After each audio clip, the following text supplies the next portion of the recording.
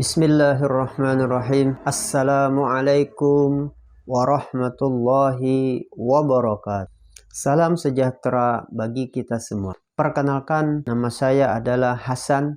Pada kesempatan kali ini akan menjelaskan tentang literasi. Literasi semakin berkembang pada zaman sekarang, yang tadinya hanya membahas tentang membaca dan menulis, akan tetapi seiring dengan kemajuan teknologi, pengertian literasi semakin berkembang.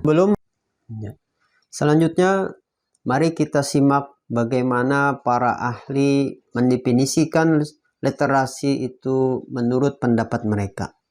Yang pertama adalah menurut Elizabeth Zulsby, bahwa literasi adalah kemampuan berbahasa yang dimiliki oleh seseorang dalam berkomunikasi, baik itu membaca, baik itu berbicara, menyimak, dan menulis dengan cara yang berbeda sesuai dengan tujuan. Menurut lembaga UNESCO, the United Nations Educational, Scientific and Cultural Organization, literasi adalah seperangkat keterampilan nyata yang dimiliki seseorang, terutama dalam keterampilan membaca dan menulis, yang terlepas dari konteks yang mana keterampilan itu diperoleh serta siapa yang memperolehnya. Jadi antara definisi yang diberikan oleh Elizabeth dan UNESCO itu saling menguatkan. Kegiatan literasi dasar yang wajib dimiliki oleh siswa dan juga masyarakat pada umumnya itu setidaknya ada 5. Ada 5 macam literasi dasar.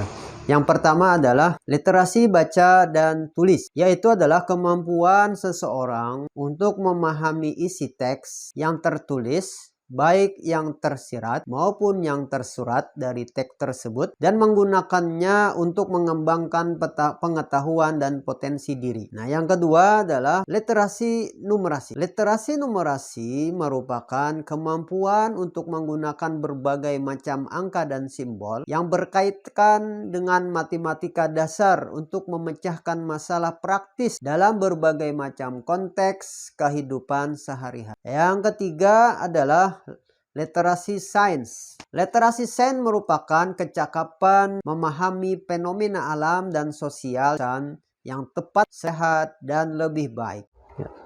Hakikat berliterasi sebenarnya terangkum dalam 5 kata kerja. Yang pertama memahami, yang kedua melibati, yang ketiga menggunakan, keempat menganalisis, dan yang terakhir adalah mentransformasi teks. Yang kesemuanya itu merujuk pada kompetensi atau kemampuan yang lebih dari sekedar kemampuan membaca dan menulis. Jadi apabila ada 5 kemampuan ini pada diri seseorang, maka akan tercipta generasi yang literar, generasi yang cinta pada literasi.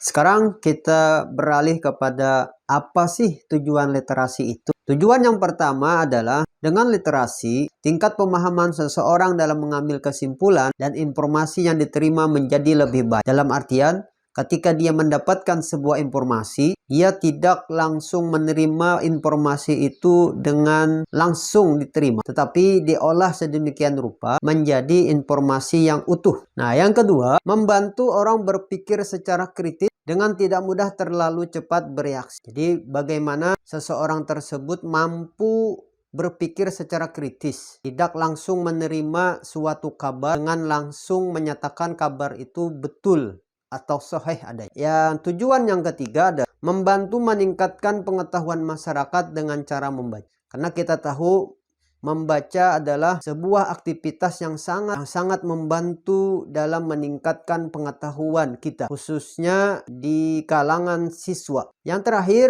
tujuan literasi adalah membantu menumbuhkan serta mengembangkan nilai budi pekerti yang baik dalam diri seseorang. Ketika literasi dalam seseorang itu semakin baik, maka akan tercipta manusia yang budi pekertinya yaitu luhur dan tidak mudah tersinggung.